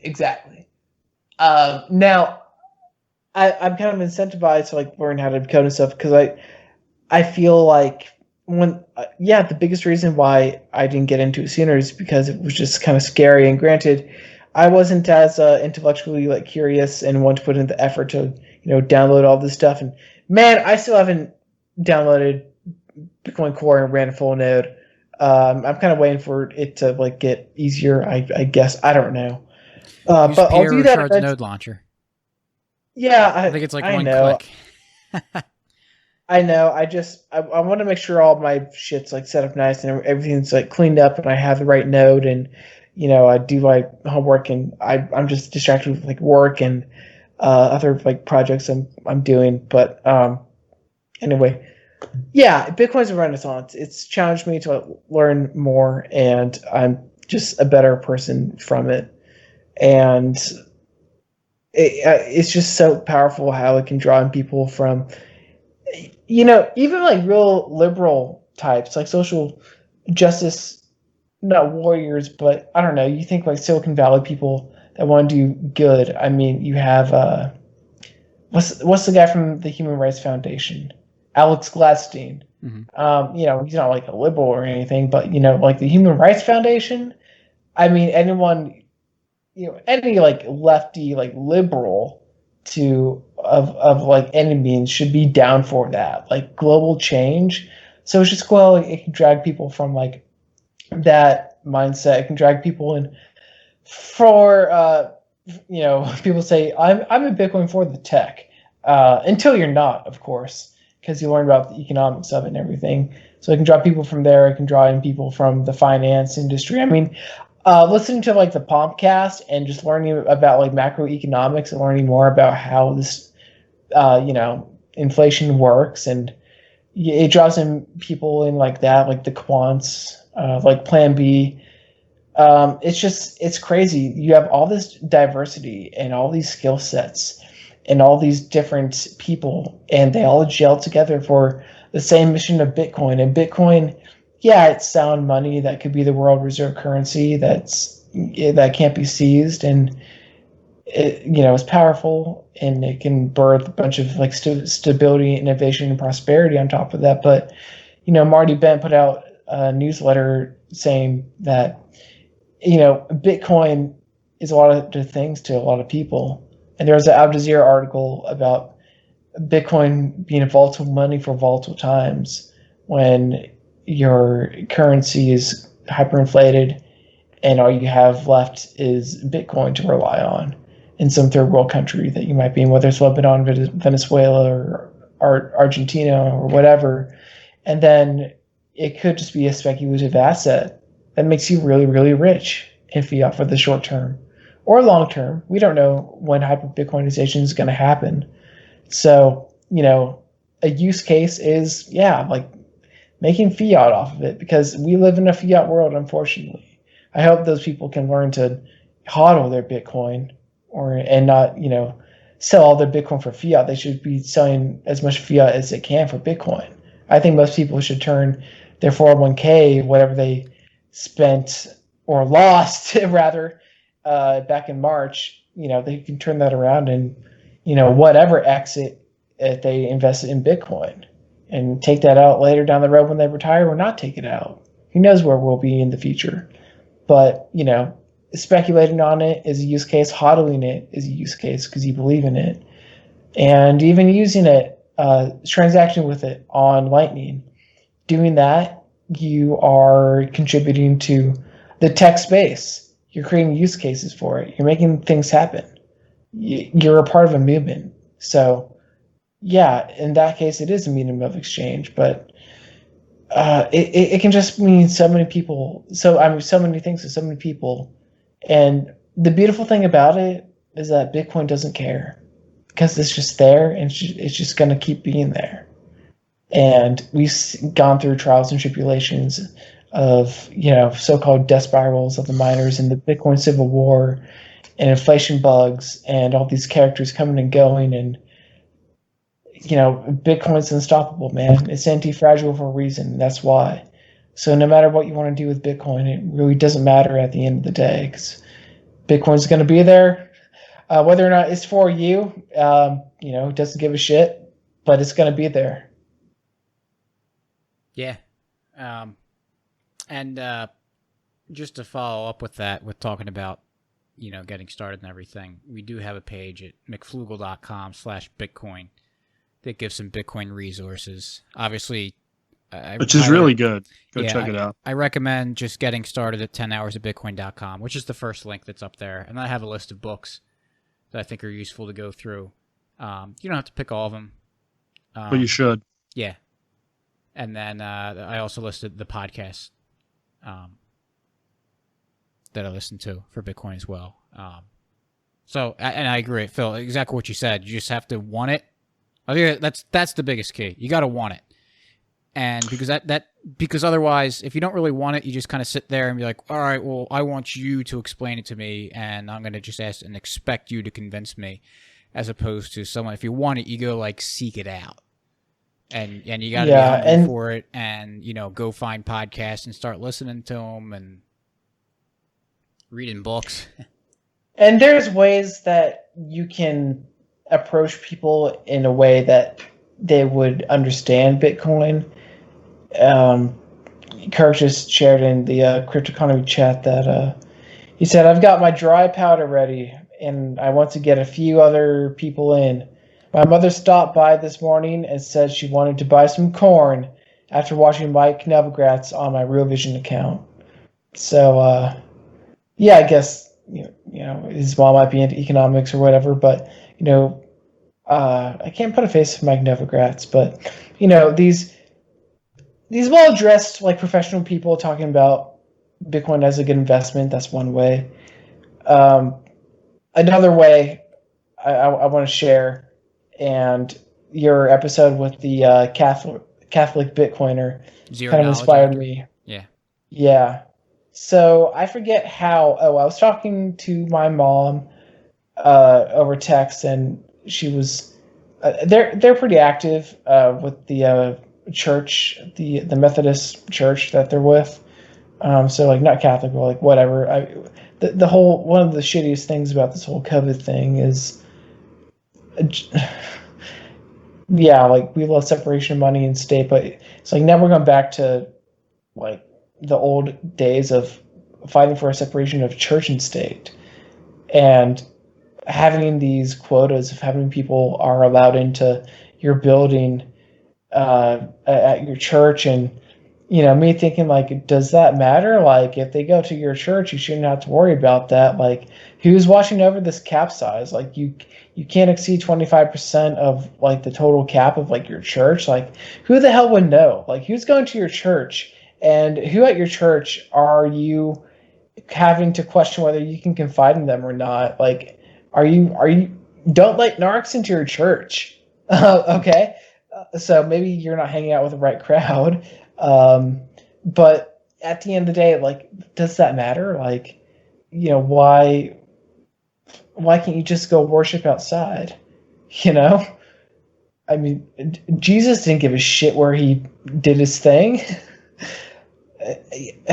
I don't know, but basically, somehow I guess God worked through me, or I don't want to sound douchey saying that, but I was going back and forth with my mom, and I brought up the J.W. Weatherman episode of him talking with you guys about having a great family and bringing up how God and just like spirituality is important and like having a family unit. Maybe we didn't go too much into that, but I said to her, you should only take orders from the Holy Father himself. His is the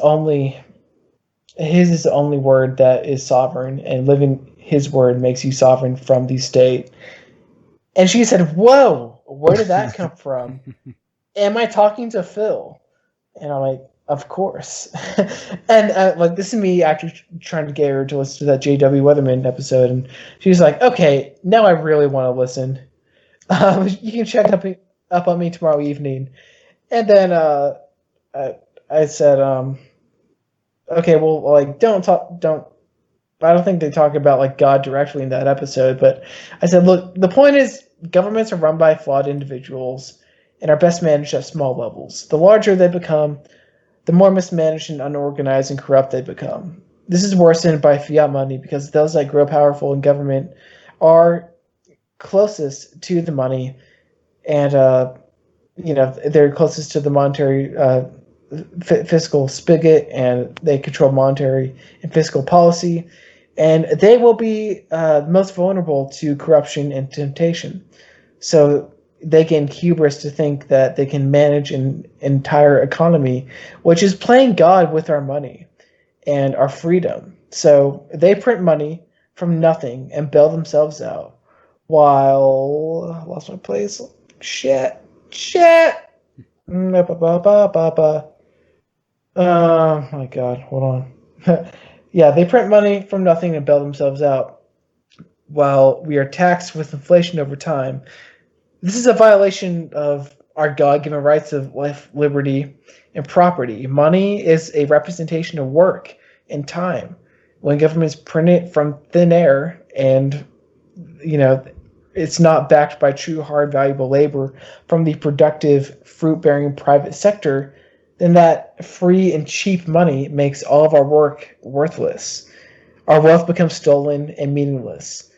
Thou must not steal, thou must not worship false idols. Well, unfortunately, we're tricked into doing both of these without even knowing it, because we're presented lies by our institutions that don't have our own best interests in mind. This is wrong, and they're not incentivized to think of this because they are not held accountable. And bottom line, we shouldn't put faith and credit and mental real estate into these people.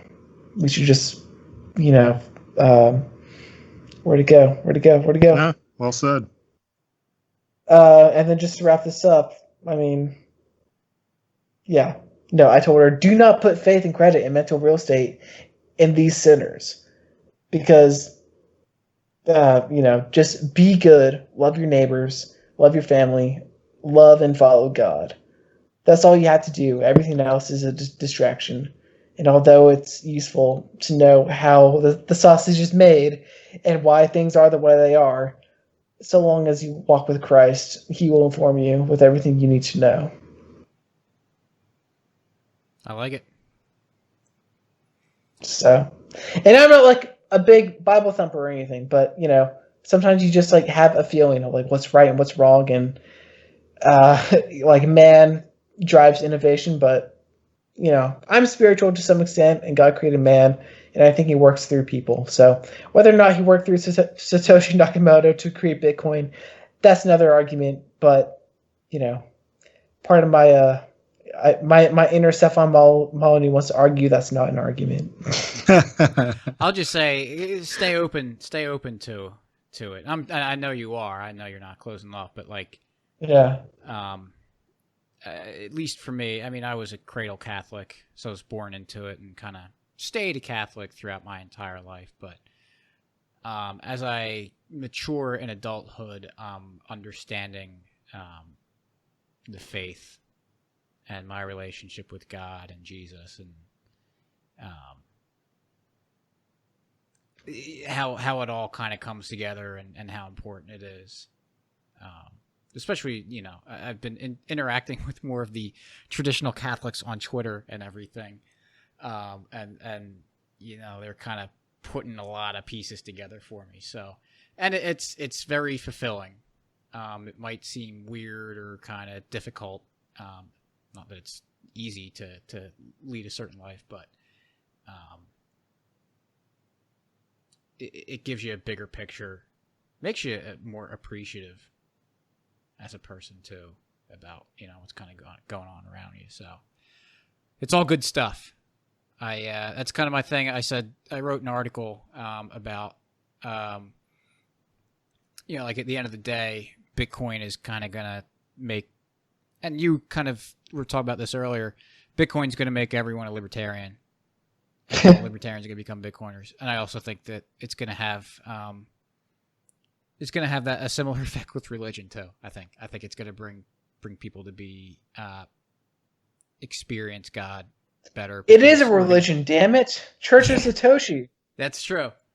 It's a cult and it's a religion. But no, I think that this lowering of time preference that Bitcoin's creating will also kind of steer people in that direction too. And that might be uncomfortable for people to hear. They might not like me saying that for whatever reason. And that's fine.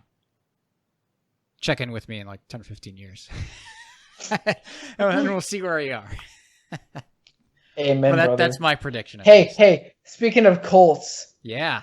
Are y'all stoked for the cult of Childerberg this weekend? Yes, Chili Dose. I heard that's not a cult. It's not a cult. Oh, it's not a cult. Fuck them. It's definitely a cult. Yeah, so are you it's not there's some changes going on with it. Yeah, I don't know. I'll talk to Jake and whatever. Are you going to be there? Yeah. Oh, cool. I don't know if I'm going to be there for like every day. Yeah, I'm going to get there. I think it's closer to me than I think it is. So. Yeah, it's about 40 minutes northwest of Austin. Cool. But yeah, new location. It is now at Muleshul. Muleshul. Man. I can barely speak, and he picked probably the worst name. It's like me trying to say rear wheel drive. Muleshul. Can't do it. Just get it out. Slow down. Oh man, this is one of those moments where I wish I actually edited. All right, Muleshoe Bend Recreation Area. Cool. So right on the Colorado River. It will be May 23rd through the 26th. So I'm going to get there. I'm flying into Dallas. I'm going to make the drive down Friday evening. So I'll get there real late Friday night. And then I got to leave well before dawn Monday morning to make the drive back.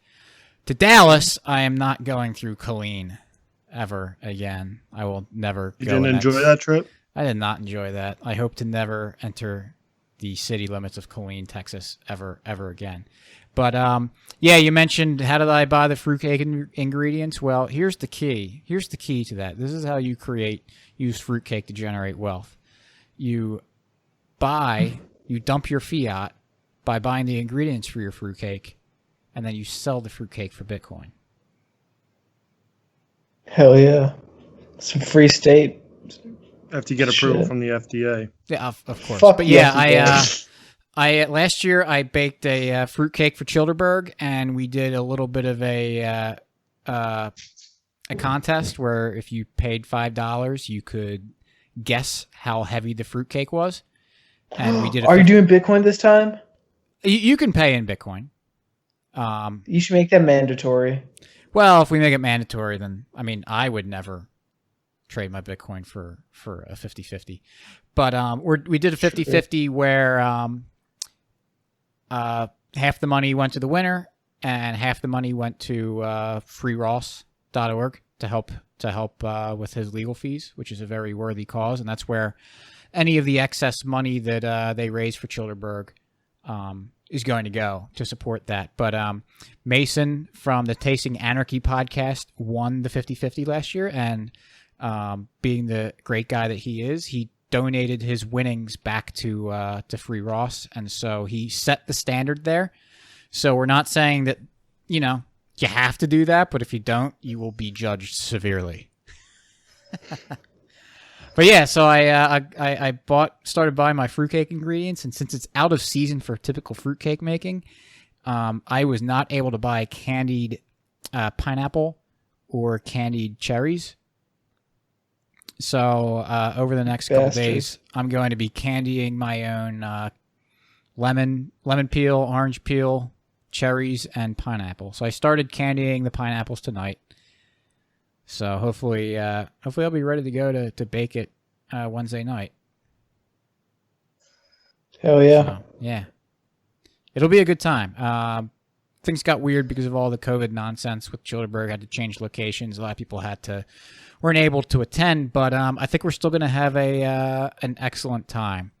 If you listen to the Peaceful Treason podcast, they had Jacob from Tasting Anarchy, who organizes Childerberg, and he gave they talked about it, kind of talked about the updates too, but I thought Jared did a really good job of kind of giving an overview of what Childerberg was like and how awesome it really was, just to have people that, you know from Twitter, and you get to meet him in person, and, you know, we libertarians, for good reason, have certain reputations, but it was, I completely agree with Jared that everyone there was just absolutely wonderful and awesome to hang out with. You know, everyone checked their libertarian personality at the door, and so it was just a bunch of great people having great conversations, hanging out, having a wonderful time. So sorry, I didn't mean to dominate that part of about Childerberg, but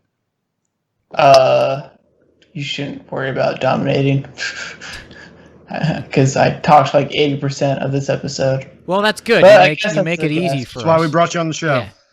Cool. I hope all that shit made sense. Did to me. I agree with you. Cool. But yeah, why don't you? I don't know if you free market success story. Kind of dump that on you. Oh fuck! I love these. I don't know. We have Bitcoin. Is that enough? Yeah. Someone sent me one in a DM. A former guest that I don't want to do it injustice by not saying it well. So we'll say that for another time. But yeah, Bitcoin's a pretty good free market success story. And you know what even a better free market success story is if you could tell us where people can find you and show your stuff. Oh, I think you were about to say something, so say whatever you were going to say. So. Oh, well, this happened like back in December, or I think before Christmas, is what past Christmas. But I bought a nice toothbrush, and I thought the coupon that was next to it was for it, but it wasn't. But the lady was nice enough to give me like $30 off, so it was a nice toothbrush. So, wow, nice. Yeah, bartering in the real world, sort of. Yeah. But me, I am Phil Gibson, Mr. Pseu at Mr. Pseu on the Twatterverse. So that's where you can follow me. There's a Facebook and there's an Instagram. So search A Boy Named Pseu on Facebook, or I don't know. Just download and subscribe to my podcast, A Boy Named Pseu. It's predominantly a Bitcoin podcast. If you go back in the archives, it's more like there's some foreign policy stuff and this and that. And I've just been kind of like wading the waters of just my intellectual freedom, curiosity, and this is where I've wound up, and I'm loving it. It's great, and yeah, but pretty much Bitcoin heavy focused podcast that it is. So I have a lot of cool stuff and a lot of cool ideas coming out my way. I'm predominantly a musician first. I haven't spent enough time on it as I'd like, but I'm just starting to get back into that. You know, Car Campit says it best. You know, this whole freedom movement, we got to change the culture, and music has spoken to me just like Bitcoin has, because, you know, there's two languages people can, you know, that cross borders: money and music. You know, I think if you combine both of those into like a beautiful medium, then you're changing the culture in the best way possible. So I play guitar and bass, and I'm all into like rock and roll and shit. So the music that you hear on my podcast is actually me playing, and I think it's episode 101 or something. 105, I don't know. It's called Big Boppers with Abram Olve. He's my friend who recorded the music of that song. It's called Self with a capital S.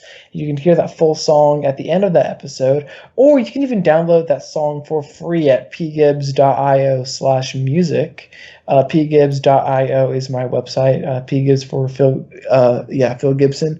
So pgibbs.io/music, you can download that. You can download another song of mine that is on Spotify as well and everywhere else, but it's called A Cliffhanger. My artist name is Philo on there, all capital letters, Fylo. And then just some other music stuff like the intro and outro. The Roto theme song, I wrote that. You can get that. That's on which Fadcast episode that's on, but you can download that for free too, as well as the Biting the Bullet theme song intro. That was me. I made that for those guys, and if you want to download that for free as well, you can do that. And I wrote in a couple articles on there. And yeah. Oh, of course, I'm a super shill. So swanbitcoin.com/Phil, as I mentioned earlier, stack sats responsibly, accumulate Bitcoin responsibly at the lowest fees possible. Fuck Coinbase. Their fees are ridiculously high. Cash App, it's great. If anyone's going to start Bitcoin somewhere, it's with them, but Swan's got the lowest fees, and it's made by a bunch of great dudes. I've interviewed almost every single person that works at Swan on my podcast. Corey Clipson, the CEO, Jan Pritzker, the CTO, also the author of the book Inventing Bitcoin. Great read. Go pick that up. It's also on Audible. You can listen to that. And I interviewed Brady from Citizen Bitcoin. He is the head of education over there. But yeah, swanbitcoin.com/Phil.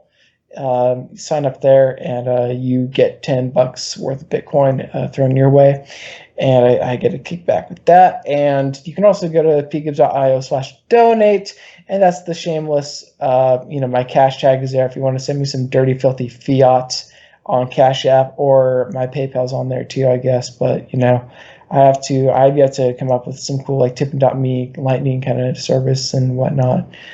So I'll get to that eventually. But if anything, download, rate, subscribe, review my show if you like what I had to say today and you're into Bitcoin and freedom and all that jazz. Then, it's called A Boy Named Pseu. Pseu is spelled Pseu.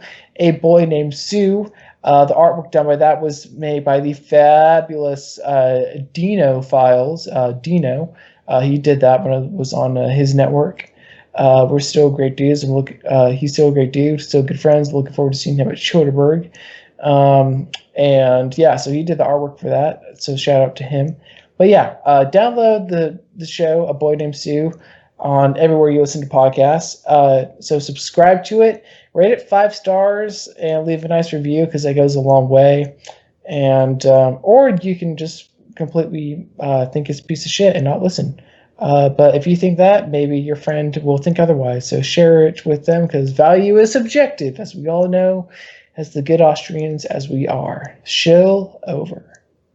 All right, great. So we'll have stuff on mcflugel.com/199. Ooh. Yep. Oh, Almost 200. almost 200. Episode 200 is next. I don't know what we're going to do for that, but it'll be great. But kind of what tacking on to what Phil just said, best thing you could do for us is share this podcast out. So if you like what what we're doing, Maybe we could get your little like, share, review song on our episode. Oh hell yeah! I'll send that. It's very good. Send you all the bumpers. I'll send you them all. It will just sound like, what the fuck is this? Just play it all at the same time. But yeah, best thing you could do is share it out wherever you listen. Leave a rating and a review. It helps us get out there. We appreciate you listening. So, With that, we will. Thanks for listening. We'll catch you next week. Peace.